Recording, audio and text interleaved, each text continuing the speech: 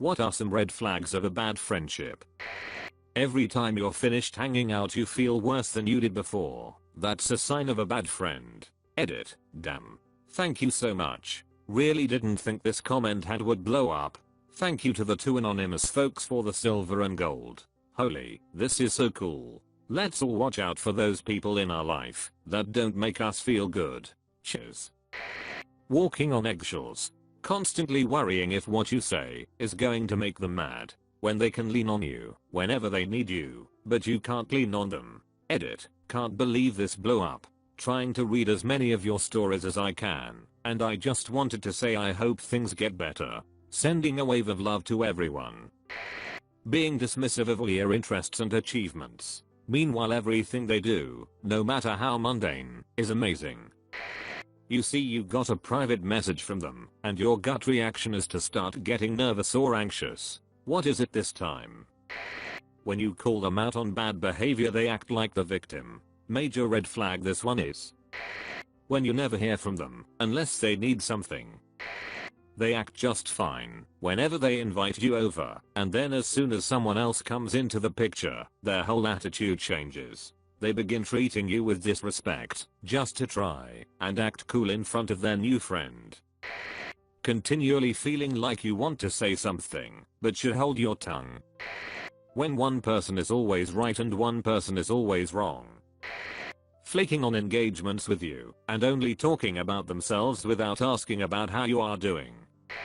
When they embarrass you in front of your other friends, and don't apologize later.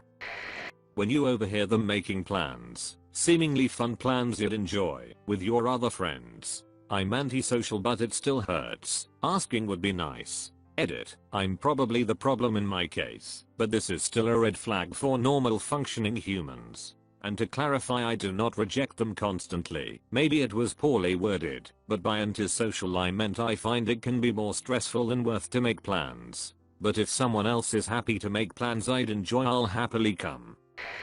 Friend, hey you wanna come with us to McDonald's? You, yay sure why not? At McDonald's. Friend, hey man I got no money on me, mind if you get me some food? I'll pay you back. You, oh yeah I got you. 1 week later.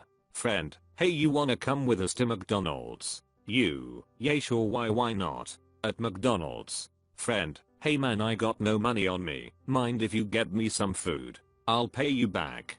You, oh yeah I got you, but you didn't pay me back last time.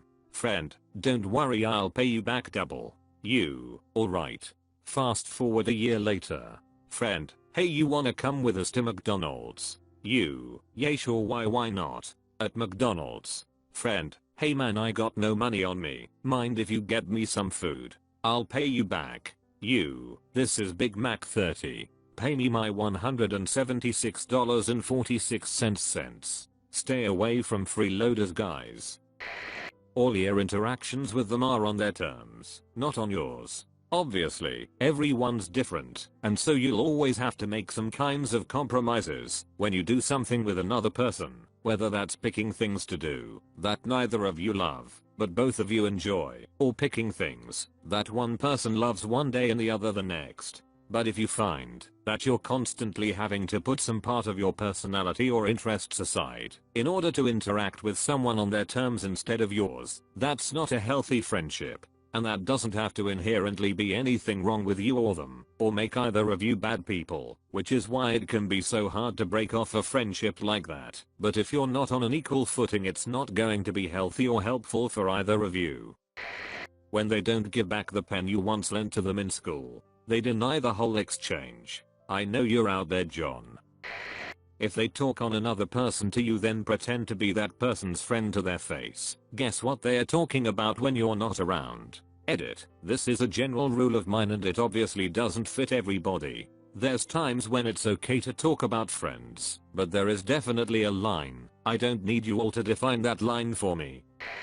As a rule of thumb, do they make your life better? If not, then it's not a good friendship. I came to this realization with a couple of long-term friends I had from back in the day. They would never really do anything nice for you. We basically just hung out of habit. You couldn't expect them to be there for you if you needed a favor, even small ones. With one there was also constant ribbing. He'd play it off as joking, but it was closer to insults. I eventually came to the realization that these guys don't make my life better in any way. I can replace them with people who actually give a. This may come off as selfish sounding, but you have to remember to reciprocate and be a good friend too.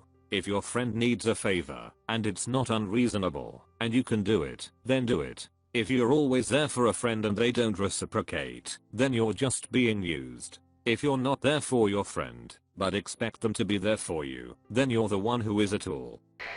Always insulting you, insisting it's a joke, getting upset if you say anything back. It might sound obvious, but it took me way too long to realize what a problem it was, and even longer to realize I didn't have to put up with it.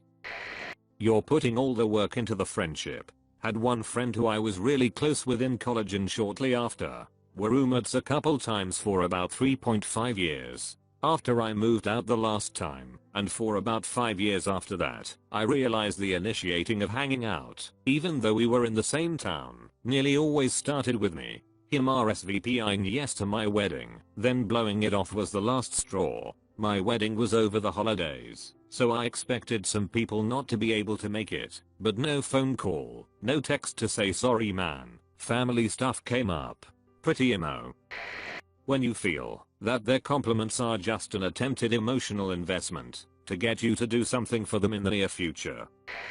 When you're going through a hard time and they distance themselves from you. I'd been friends with my ex since we broke up, and she suddenly stopped talking to me while I was in a really bad place and she saw something that indicated I might relapse. I've been sober like 8 months, and she said basically don't speak to me again, and cancelled our upcoming plans. The reality was, I was just using the post as a way to vent, because my last support system in my life disappeared, so I just needed someone to talk to. But I've had more or less the same experience with everyone I've called a friend. But you know what? Good riddance to all those people. If I'm around long enough, maybe I'll find friends and girlfriends who don't abandon me. You are drained after you hang out. Edit, not drained in the sense where an introvert feels drained by social interaction. Other posters said it better than I did. It's drained in the sense that you give everything to this person in terms of attention and receive little in return. It's the friend who can quite literally only talk about themselves for hours and hours. It's usually about some trivial problem they've decided they want to psychoanalyze yet again. Bonus points for exhausting amounts of repetition and reaching years into the past to retread old ground. You are lucky to get a word on edgewise. If you do get a word in, friend will turn that convo back to their interests whiplash fast. Rinse, repeat into infinity. 1. They only talk to you when they need/want something. 2. They bring you into unnecessary drama. 3. They tell all your secrets. 4. They make you feel bad about yourself when you go to them with your problems. 5. You only hang out on their terms. 6. They manipulate you when you don't realize. 7. Whenever you do something good they put you down and try to one-up you. 8. They are never happy for you. 9. They only tell you what you do wrong and not what you do good. 10. They blame stuff on you because it's okay, you're their friend. Hope this helps. Do not allow toxic people in your life. I could go on and on, but I won't bore you. Have a nice day. Thanks for the gold, stranger. If they don't listen to you in conversations, but rather are sitting there waiting for their turn to speak, it's a deal breaker. If they are permanently an innocent victim, surrounded by wrongdoers, that's a deal breaker. If they are a drama mama or a drama papa, that is a deal breaker. If they only call you when they need something, they are using you. Deal breaker. If they are not happy for you when something good happens, but instead lament how they are not as happy, deal breaker. If they exclude you intentionally, talk about you behind your back, spill your secrets, those are major deal breakers. Shut it down. When they are never happy for you, when you achieve something you've been working hard for, and instead try to bring you down, are you sure you can cope with that level of responsibility? Do you really think you'll fit into that company? Allied to this, they are judgmental and badmouth you, and criticize you to mutual friends. They can't be trusted with keeping your problems secret. They gossip simply for the sake of putting you down, because that makes them feel superior. bitterness and envy. A genuine friend would be happy for you. When all the arrangements are left up to you, you do all the running, all the organizing, booking the cinema/theater, etc. You do all the driving, collecting them for events or nights out. They freeload without any reciprocity. They lack empathy. They expect you to be there for their crises, like relationship breakups, but don't reciprocate. They don't want to know about your stresses and problems. They only want the fun bits. They the life and spirit out of you if you start to feel stressed or worried at the thought of meeting up with them, and if you feel exhausted and drained at the end of the evening with them. It's not a healthy relationship. A friendship should leave you feeling energized and happy, not miserable. Being hateful if something good happens to you. Just lost a 10+ year friendship after years of one-upping, and this. The upside is that things got a lot more positive after cutting this friend out of my daily life. I'd highly recommend it. When they hate you for your success. Anything good that happens to you is a reason for them to resent you, insult you, belittle you. The best friends in my life, I'm genuinely happy for them when they get promoted or engaged or having something amazing happen for them, just as they are genuinely happy for me. Bad friends don't do that. You're not allowed to talk about your problems and struggles with them. For example, they will call you selfish or say stuff like how they or others have it way worse, so you're not allowed to feel down. But they always expect you to help them and listen to them about their problems, and you're probably a major or hole to them if you don't. Only popping up when something is needed of you and never returning favors. Playing the one-up game. Everything that happens to you isn't nearly as bad/good/interesting etc. as their experience. Trying to recruit you into an MLM. Having to find out if you're in one by asking Reddit. Edit. Since this is getting some upvotes, let me throw some unsolicited advice your way. If you ever feel like something is wrong in a relationship, don't let it simmer. Talk to your partner about it and try to work it out. And if you have to seek out advice, find it from trusted friends. Keep family out of it. From my experience so far in life, you should always trust your gut. I hope this helps those of you who come across this post.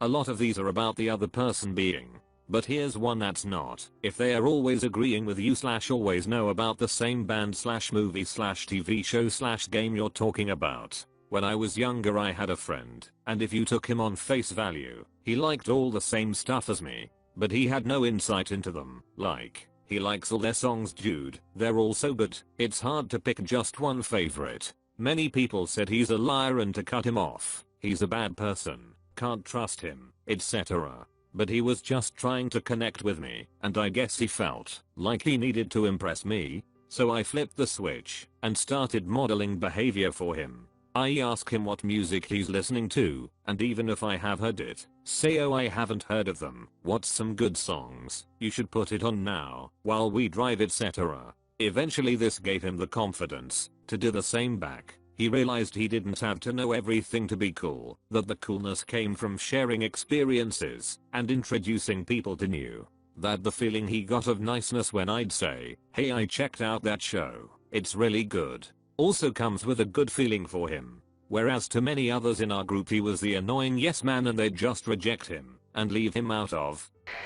They never sincerely ask how you are doing, but you do. You show up to support things they do, but then they don't even ask about the things you do and never show support. They cause problems in the friendship and never talk about it or shrug it off without getting closure. You know who they are and where they are from, but they don't know anything about you or even seem interested. You have to constantly contact them to do things, but if you don't, they never contact you. They never reciprocate, leaving you feeling used. They get mad at you for something, you make an effort to be more conscious about it. You make a simple request and they completely ignore it, even if it makes you feel uncomfortable. After talking to or being around them, you feel drained and worse than before. Something I've been struggling with, which I would love an opinion. I've always been the one to get my friends together to do things. I got sick of having to do that all the time and said, you know, I'm just gonna wait for them to initiate and see how long it takes. I went for 6+ months without any of my friends contacting me at all. Do you think they or I'm just the person to get them together to do things because that's who I am?